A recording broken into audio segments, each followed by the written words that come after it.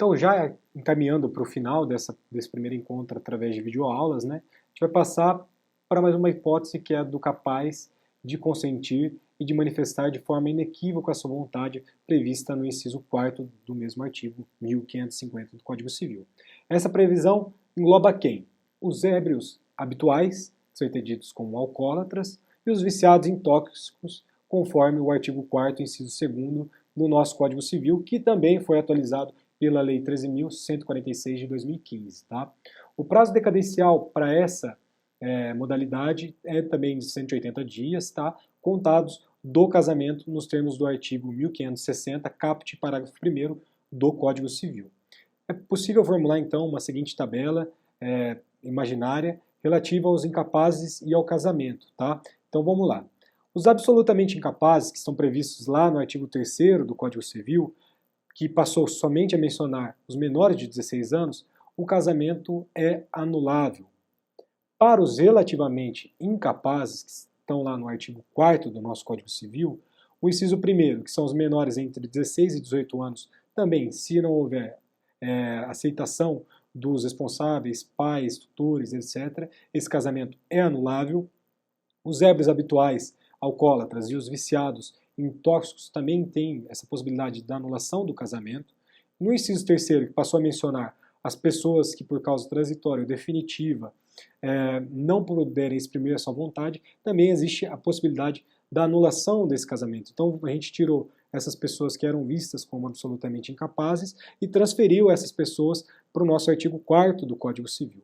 E também se engloba os pródigos, né, que estão lá como relativamente capazes no inciso 4º do Código Civil, no artigo 4º do inciso 4º do Código Civil. Os pródigos também, só que aí existe uma exceção, porque os pródigos têm o casamento válido. Por quê? Porque não existe previsão que diga que o casamento do pródigo é anulável, tá? Então, aqui existe uma exceção, e o pródigo, só para ilustrar, é aquele que gasta de maneira destemperada o seu próprio patrimônio, né? Então, ele pode chegar ao estado de miserabilidade, razão pela qual há uma interdição relativa quanto aos atos de alienação de bens, conforme o artigo 1782 do Código Civil, tá? Então, é justamente por essa interdição ser relativa é que o pródigo pode sim casar, beleza? Avançamos. Casamento celebrado por procuração, havendo revogação do mandato. O inciso 5º também do artigo 1550, estamos nele, tá? A gente já trabalhou isso em sala. Existe a espécie do casamento através de procuração. Lembre-se que existe o requisito dessa procuração ser por instrumento público, tá? Conforme o artigo 1542 do Código Civil, beleza? Imaginemos um caso. Existe a procuração, aí vai o mandatário, né, realizar o casamento com a cônjuge, que na realidade é a cônjuge da pessoa que otorgou essa procuração, e chega lá, realiza o casamento, maravilha. Só que daí depois se descobre que essa procuração ela tinha sido revogada. E lembrando que essa revogação também tem que ser por instrumento público, tá? Então o que isso ocorre? Essa revogação ela só tem efeitos anteriores à celebração do casamento. Se, em caso contrário, o ato for feito depois, a revogação for feita depois do casamento, o casamento é um ato perfeito, ele é um ato aperfeiçoado, não pode ser alegado a sua anulação, tá?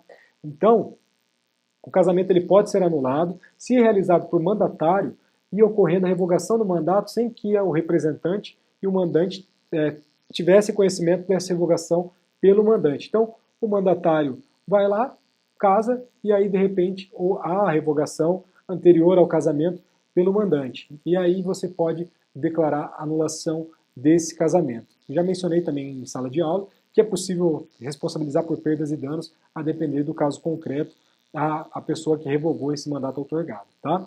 Qual seria o prazo decadencial para você reclamar a anulação dessa modalidade? Também 180 dias. Via de regra, 180 dias. Conta de quando? A partir do momento que chegou ao conhecimento do mandante a realização do casamento. Previsão do 1560 para o 2º do Código Civil. Tá? Então também aqui eu trabalhei como hipótese a revogação através da invalidade do mandato reconhecida judicialmente. Aqui é mais sério. Se foi otorgada uma procuração por instrumento público, enfim, e é declarada a nulidade dessa procuração, aqui é caso de nulidade absoluta. Sendo caso de nulidade absoluta, o prazo decadencial é imprescritível, beleza? Então, um exemplo é o caso em que a procuração foi celebrada por instrumento particular e ela vai contrariar o 1542. Isso vai gerar uma nulidade absoluta desse mandato, por desrespeito à forma e à solenidade previstas no artigo 166, inciso 4º e 5º do Código Civil. Tá? Quem possui a legitimidade para ajuizar essa ação? O mandante. Essa legitimidade é personalíssima. O outro cônjuge não poderá anular o casamento após a sua celebração por uma decorrência também lógica. Se a pessoa estava no casamento, aceitou o casamento e depois vai entrar com uma ação para anular porque aquela procuração não tinha mais os efeitos dela, é uma coisa contraditória. Por ser contraditório, esse comportamento é um venire contra factum próprio e então é vedado a possibilidade desse outro cônjuge pleitear essa anulação. Tá? Esse casamento pode ser convalidado? Pode também, desde que haja uma coabitação entre os cônjuges em qualquer hipótese, conforme prevê o artigo 1550, inciso 5º da codificação material. E, finalmente, a nossa última modalidade é o casamento celebrado perante a autoridade relativamente competente. Inciso 6º do Código Civil, e vocês me perguntam e querem me matar por que isso está no caso de anulação, sendo que já foi trabalhado na questão da inexistência. Como eu falei para vocês, a doutrina ela é conflitante sobre a teoria da existência. O nosso Código Civil ele não aplica a teoria da existência, então a questão do casamento celebrado perante a autoridade relativamente competente é visto como uma questão de invalidade desse casamento. Sendo uma questão de invalidade, é uma questão de anulação desse casamento. Tá? Então, apesar dessa divergência doutrinária, a corrente majoritária trata da incompetência relativa em relação ao local.